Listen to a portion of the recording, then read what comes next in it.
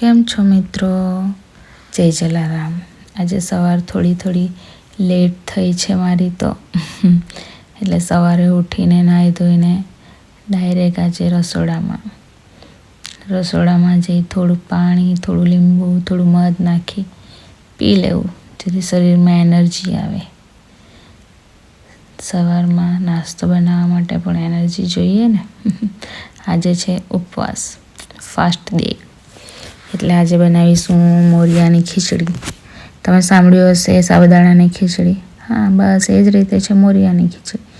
આ પણ આપણે જે ખીચડી બનાવીએ છીએ એવી જ રીતે બને છે, સાદી ને સિમ્પલ, કંઈ જ નથી કરવાનું.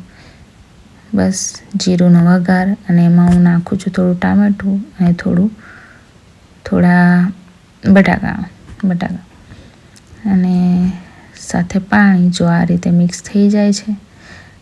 ને આ છે સોનપરી ભાગર, એ છે મોરિયો, એના પેકેટ પર એવું લખેલું આવે છે સોનપરી ભાગર.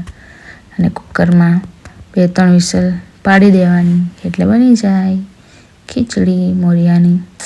જો સરસ એનર્જેટિક ફાસ્ટ ડે માટે. અને સાથે થોડી ચા તો કમ્પલસરી છે લાઈફ માટે. ચા અને બાજુમાં બની રહ્યો છે મમ્મીનો ઉકાળો, જે પીને આખો દિવસ તો નીકળી જશે અમારો. મિત્રો, તો આજે આપણે બનાવીએ છીએ ચોખાના રોટલા. ચોખાના પૂડા એમ તો તમે સાંભળ્યું હશે, પણ આપણા દક્ષિણ ગુજરાત બાજુ છે ને આને ચોખાના રોટલા કહે છે. તો એને આપણે જો આ છે ચોખાનો લોટ, એને આપણે થોડો લેવાનો અને એમાં આપણે થોડું પાણી નાખીને એને મસળવાનું, ગૂંદવાનું.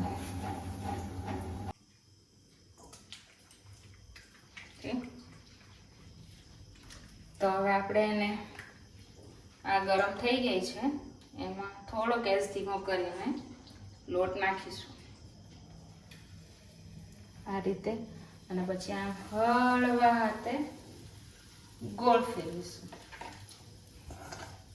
અને બચેલો લોટ વાપસ લઈ લઈશું ધીરેથી. બની ગયા આજના પૂળા.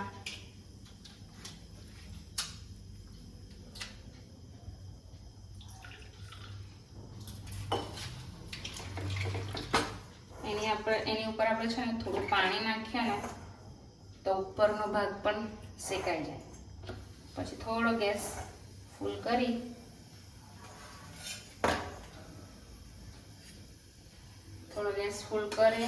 પછી આને આ રીતે કાઢીને ઉલટાવી દેવાનું સામ. પછી શેકાઈ જાય એટલે કાઢી લેવાનું. એક રોટલીનો જ આપણે લોટ બાંધીશું, એટલે શું કે લોટ પણ સારો બંધાય. લોટ જે રીતે આપણે સારો બાંધીશું એમ રોટલી તૂટશે નહીં. અગર લોટ સારો નહીં બંધાશે ને તો રોટલી તૂટી જશે.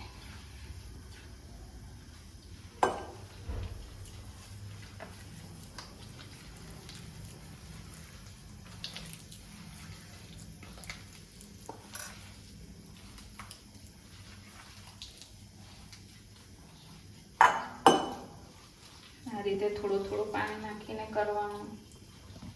એક સાથે જ પાણી નહીં નાખવાનું. એક સાથે જ પાણી નાખીશું ને તો એકદમ પ્રવાહી જેવું બની જશે. જે પ્રવાહી બને છે ને, પેલા ઢોસા નહીં આવતા પતલા, એના માટે આપણે નોનસ્ટિક જોઈએ. નોનસ્ટિક પર સરસ બને ઢોસા. જો લોટ પણ થઈ ગયો અને આ રોટલી પણ શેકાઈ ગઈ. જો હવે આ રોટલી શેકાઈ ગઈ. હવે આપણે એમાં નાખીશું બીજું.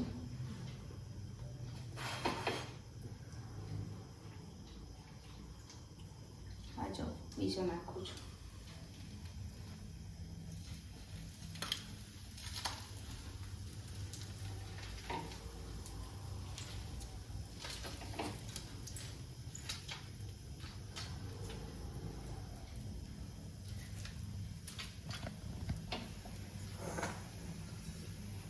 ઉપર નાખીશું થોડું પાણી.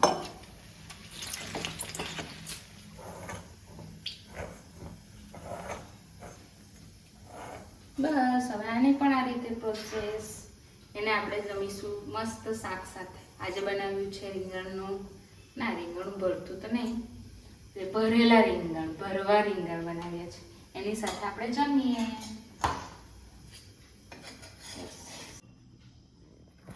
જો આ રીતે રોટલી.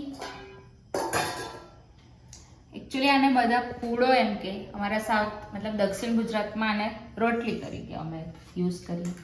એની ઉપર મૂકીશું અમે આ રીંગણ, ભરવા રીંગણનું શાક.